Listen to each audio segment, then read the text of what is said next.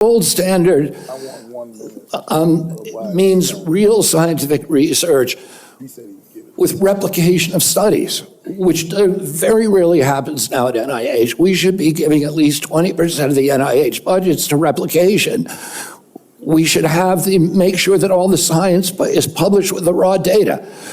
We should make sure that the peer reviews are also published. And I'll give you a quick example. 20 years ago, NIH scientists did a study on Alzheimer's, which they said it was caused by amyloid plaque. After that, NIH shut down studies of any other hypothesis. Hey everybody, I've got a great interview for you today. It's with a person that we've had on the show many times, Kim Bright from Brightcore. But before we get into anything, I want to talk to you guys about something. I'm not sure if you guys have seen this. There's a guy, who used to be a senator in Arizona. We're not going to mention that other guy's name, but John Kyle was a former Republican senator who served alongside No Name. And it's just been revealed that he has dementia. Kyle fought against Planned Parenthood and championed Christian conservative values. And now the poor guy has dementia. It's crazy. John Kyle is just one of many Americans who have fallen victim to dementia. You may know somebody who's fallen victim to dementia. Have you heard of a startling trend now? This is kind of scary. Absolutely frightening. This trend shows through reports that spikes of 373%, an increase in diagnosis among 30 to 44-year-olds. All right, I'm going to let you digest that. There has been a dementia spike of 373% in those 30 to 44 years of age. And also, there's been a 311% increase in those 45 to 54 years of age. Something's happening, not really sure, but I want you to check out this short video about a lady named Rhonda Sutherland. People worldwide are living with Alzheimer's and other dementias. Well, just like cancer, dementia is caused by diseases, and it doesn't just affect older people. Early onset Alzheimer's can affect people in their 30s and 40s. I got a chance to meet a caregiver in Green Bay who opened my eyes to what really happens to a person after an early onset diagnosis, what they go through, and the profound sacrifices made by a husband to honor his vow of in sickness and in health. Rhonda Sutherland, a wife, a mother, a local teacher. Rhonda was just 52 when the signs started to surface and officially diagnosed at 56. She started to repeat herself all the time, started asking the same questions over and over again, wouldn't answer simple questions like what time it is. As it turns out, she couldn't tell time, that she had lost the capacity to tell time. Just before their 40th wedding anniversary, Rob knew it was no longer safe for his wife to live at home, so he placed Rhonda into memory care. Finally, the brain shut down enough for nothing else, where she just forgot how to swallow, forgot how to eat, and I'd like to think, and it seemed at least at the time, peacefully passed away after a long, tough battle with this dreadful disease. That is absolutely frightening at that age as well. I'm going to bring in Kim Bright, the founder of Brightcore. She's been on the show quite a few times. She's been helping Americans get healthy for nearly 50 years. Kim, thanks for coming on. And that's some scary stuff. What exactly is going on? Well, thanks for having me back. And it is scary and it's so sad. This is just one story of so many who've suffered with this heartbreaking loss from dementia and Alzheimer's disease. 55 million people, Barry, worldwide are living with Alzheimer's or some other form of dementia. I'm 71 now, and I have been focused for a very long time on trying to keep my brain healthy. So this is important to me, and I think it should be very important to everybody. Now, before you dig in too far, and even I had to get some clarification, what is the difference between dementia and Alzheimer's? Because a lot of people conflate them, and they think they're the same or they're related. What actually is the difference between the two of these? Well, you're right. I mean, so many people do conflate the difference between dementia and Alzheimer's. Dementia is a broad term for a set of symptoms like memory loss, impaired thinking, and behavioral changes that are interfering with their daily life. Whereas Alzheimer's disease is a specific and progressive brain disease that's responsible for dementia in 60 to 80% of the cases, which is caused by the damage and death of brain cells due to a sticky protein buildup. And what general dementia and Alzheimer's disease have in common is that they're both driven by inflammation and oxidative stress. Now, oxidative damage triggers neuroinflammation, which releases more damaging reactive oxygen species called ROS. These are comprised of free radicals and non-free radicals. And the ROS become pervasive when the cells mutate, leading to neuronal death, synaptic dysfunction, and the formation of hallmark plaques, and the most common of which is the amyloid beta, ultimately causing the cognitive decline and memory loss. Now, interestingly enough, Barry, inflammation and oxidative stress are also the main drivers for the risk of development of cancer cells. So you can see what we eat has a tremendous impact on our cognitive health. It impacts our levels of inflammation. It impacts oxidative stress. But more importantly, there is a direct link between the gut and the brain, and this is known as the gut-brain axis. You're talking way over my head here, so I'm pretty sure a lot of other people are going to be lost. Can you explain, like I'm 5 years old, a little bit more? How exactly do the gut and the brain affect each other? Well, let's call it a highway between your gut and brain. Okay, so that gut-brain axis... Mine's more like a mountain road. It goes up and down. Not a straight highway. All right, well, this is a highway between your gut and your brain, and it involves your nerves, like your vagus nerve. That's a big nerve that runs from the gut up to the back of your head. Hormones, immune signals are constantly sending messages up and down this highway, affecting your mood, your digestion, your stress, even your cognitive function. When with gut microbes playing a significant role in what we call this crosstalk. So here's what I want you to do. Think of your gut as your second brain talking to your actual brain. And that's going to influence everything from anxiety to appetite. And so often when doctors are targeting brain diseases, Barry, they prescribe medication in an effort to directly target the brain. They're forgetting or ignoring the root cause. And what they're doing is treating symptoms instead of curing the problem. Wow. And recently we've seen some stuff, it's not just doctors. The media is trying to influence people to take drugs, prescriptions, over and over, more drugs. And then you get some celebrities like Oprah who got to be on like Ozempic or something, and they seem to be just pushing sales for big pharma. It's absolutely crazy. I want to put something on the screen that you had sent over, and this thing here, Alzheimer's, is a groundbreaking experiment, reveals a direct link to the microbiome, I guess it's what it's called. And can you explain this a little bit more?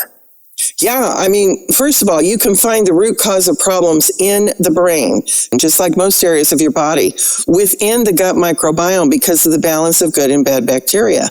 And this stunning scientific breakthrough, well, it's reshaping what we know about Alzheimer's disease. The researchers have managed to transfer symptoms of the illness to healthy rats simply by transplanting gut bacteria. And this discovery could revolutionize how we're diagnosing and treating one of the world's most devastating forms of dementia. So again, they're transporting the gut bacteria, bad bacteria, into healthy animals, and they're causing brain problems. All right. So what we eat, what we put into our body, what we consume is what determines the state of our health ultimately. And I don't know if you've seen this, Barry, but the food pyramid that we all grew up with, well, that's history. And RFK Jr. and the HHS department have made some much needed change to these dietary guidelines. Essentially, the pyramid, as you can see, has been turned upside down. And for decades, we've been indoctrinated to what? Avoid fats, and proteins and eat mostly grain. And the last several decades have shown us that they're one of the least healthy things that we can consume. And why? Because of the ultra processing and the glyphosate that they spray on it. That's Roundup for people that don't know what glyphosate is. Wait. They're putting Roundup on, they're spraying it on food? Well, I mean, I would imagine that they do that in the field. So you're saying it's pre-delivery to the store. It's not part of the marketing, is it? No, they spray it in the fields and they use it to dry the grain out faster instead of allowing it to dry out as it normally would. So they're trying to speed up the process, trying to save money, but we're getting poisoned in the meantime. That is absolutely crazy. And so,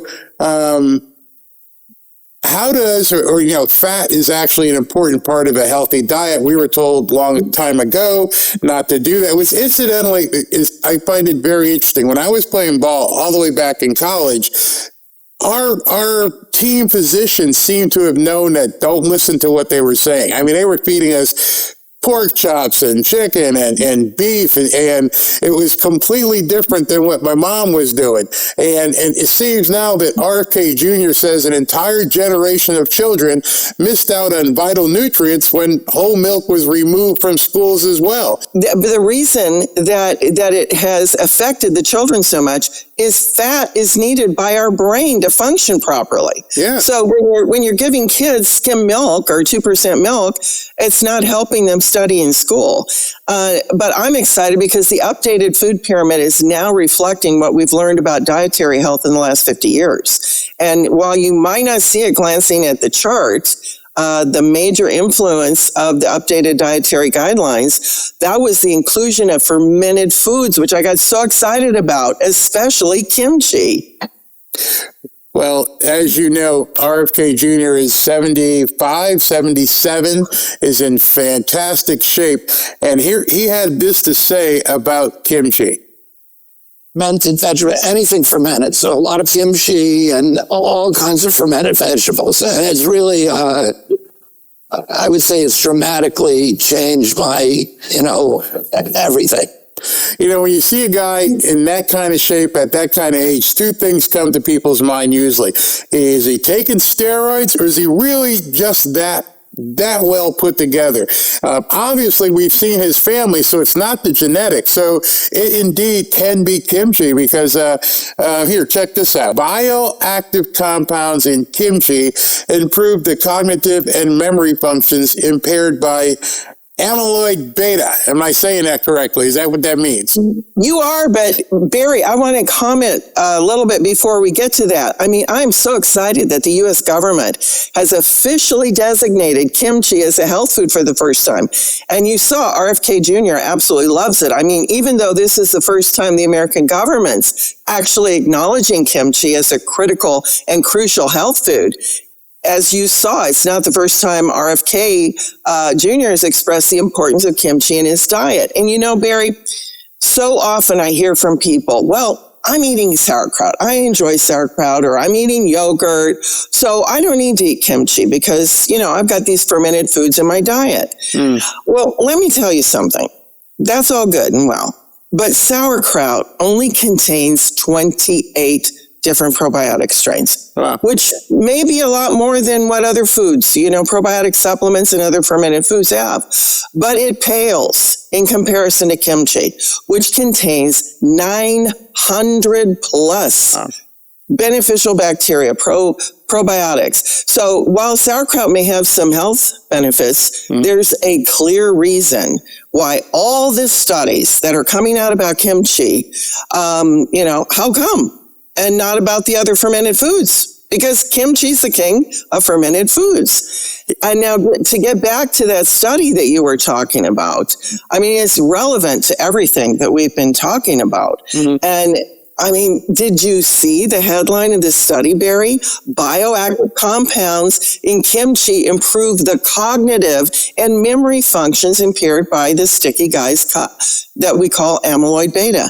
And amyloid beta is that protein I talked about earlier that's found in the brain, and it is the key marker to Alzheimer's disease. So when you see that, you got Alzheimer's. Alzheimer's what it does is it develops these amyloid betas, and they clump together into sticky plaques and become like clouds, and they don't go away naturally. So kimchi demonstrated the ability to improve cognitive abilities, not only like memory and performance, but emotional health with things like depression and anxiety by preventing the oxidative stress, which is free radicals, the inflammation, which is key, and brain cell death.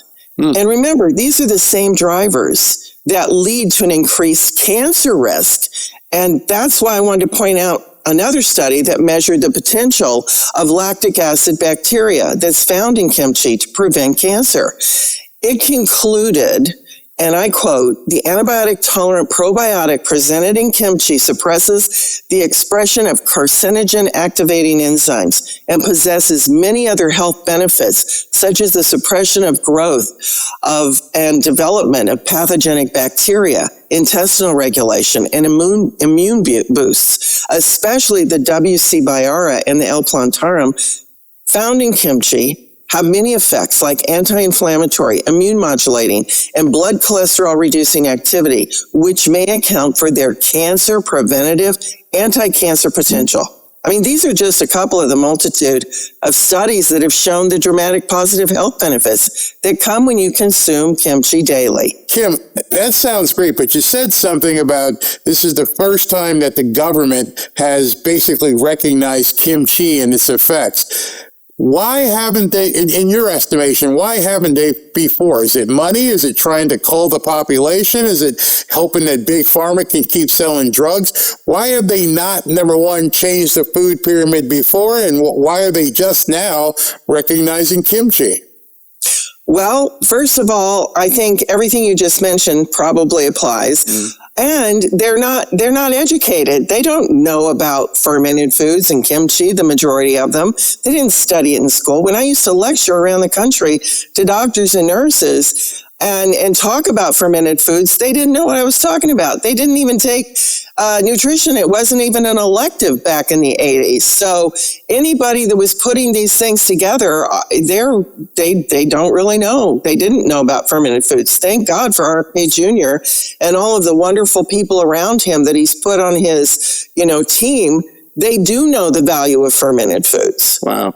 That's almost malpractice if you think about it. But then again, they put in a guy in charge of health that used to wear a dress, so I'm not going to go there. But I would hate to have to take health advice from somebody that you can't even define who you are. That's absolutely crazy.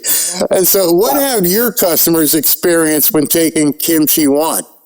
Well, why we created Kimchi One is we wanted people to use kimchi and get all these incredible benefits. But Americans aren't going to eat kimchi every day, most of them. They can't stand sometimes the taste or the odor. And so we wanted to put it in something that they would take on a daily basis, which is convenient capsules. And they don't have to deal with the mess of making it, the odor, the taste. It virtually has no sodium, unlike store-bought kimchi or homemade kimchi. It's 100% made in the USA, all natural and non-GMO. And so many success stories come in, either written or they call us and they tell us, I'm not bloated anymore. I used to have gas all the time. Every time I'd eat anything, I would just blow up like a balloon. I couldn't go anywhere. My regularity, I didn't have any. Well, now all this is great. It's all, the gas is gone. I'm regular. And people that had problem with their immune system, they were getting sick all the time. They're not getting sick as much or at all. They have younger looking skin. It's more radiant. They have thicker hair. It's shinier. People that couldn't lose weight, Barry, they're saying, my waistline's changed. I've dropped inches. My whole body, I'm losing weight. Because, they've even got studies showing that if you eat kimchi every day, it lowered your body fat by 31.8%. Wow. Who needs Ozempic, right? Well, the very first time I talked to you, I'll bring it up again, when you said we should be shopping on the outside aisles, the perimeter of a grocery store, and Robin tried it. That was the first time I'm like, I feel different. And it's funny because because that was probably the foreshadowing of the changing of the food pyramid, because everything on that food pyramid we started avoiding. And then we started introducing kimchi, and it was funny. I told you about the whole poopy thing, and it made us much more regular because the gas goes away. The other thing I've noticed is lethargy, whatever the word is. Less lethargic. Yeah. It has really helped, because part of that bloating and feeling uncomfortable, it makes you just, it's tired. And with my schedule. Well, yeah, and Barry, when you're full of crap, you feel like crap, right? And with my schedule, I have to keep going. And like last night, depending on when you guys are watching this, was the national championship in college football. I was up until 12:30, had to get up this morning and start work right away. And so I know that this works. It actually works. And you know what it is? I'm not going to say, quote, it works. It's a part of your dietary behavior, and I think you change your behavior, and then you see the results from that. So I want to encourage all of you to do a New Year challenge. Everybody takes New Year's resolutions, but resolutions don't mean anything. You actually have to take action. I want you to try and prioritize your health. Take a walk every day. It can be as little as 10 minutes. I walk the dogs up and down the cul-de-sac sometimes if I can't get to the gym. Drink 1 extra glass of water every day, maybe even 2, and then take Kimchi One every day for 30 days. And then once you do that, Kim and I would like to come back on here and hear your results. I want to see you guys in a chat telling us what exactly you found to be the benefits of taking Kimchi One. And yes, it'll coincide with your exercise and changing diet, but that's all about changing your behavior. Kim, talk to me about that. Yeah, and it goes along with the new food pyramid. So yes, definitely include it. And we're going to give your audience a very special offer to help them do that. Start including this incredible food in their diet every day. So today, if they go to mybrightcore.com/Barry, again, that's mybrightcore.com/Barry, use the code Barry, you're going to get 25% off your order, or call 888-418-6738, and we're going to give you up to 50% off your order plus free shipping. And the first 100 callers are going to get a free bottle of Thrive. This is wonderful because this is our curcumin turmeric complex that we've combined with ginger and black pepper extract that's going to combat inflammation and boost brain function and even promotes liver health. So it's going to work wonderfully in conjunction with the kimchi. So again, you can only get the best discounts and that free bottle of Thrive when you call 888-418-6738. So here's to, a better you in 2026. Thank you very much, Kim. I'm telling you guys, like I said, it doesn't work. You get the results. The work is on you. You got to exercise. You got to eat right. Take your kimchi and get some sleep, drink some water, and have a better 2026. So Kim and I are going to get back here in another month or so, and I want to hear what those results are. And if you got comments, please leave them, and I'll go ahead and send them to Kim. Kim, thank you very much for another very educational interview. You are so welcome, Barry, and just have a blessed, wonderful day. You too.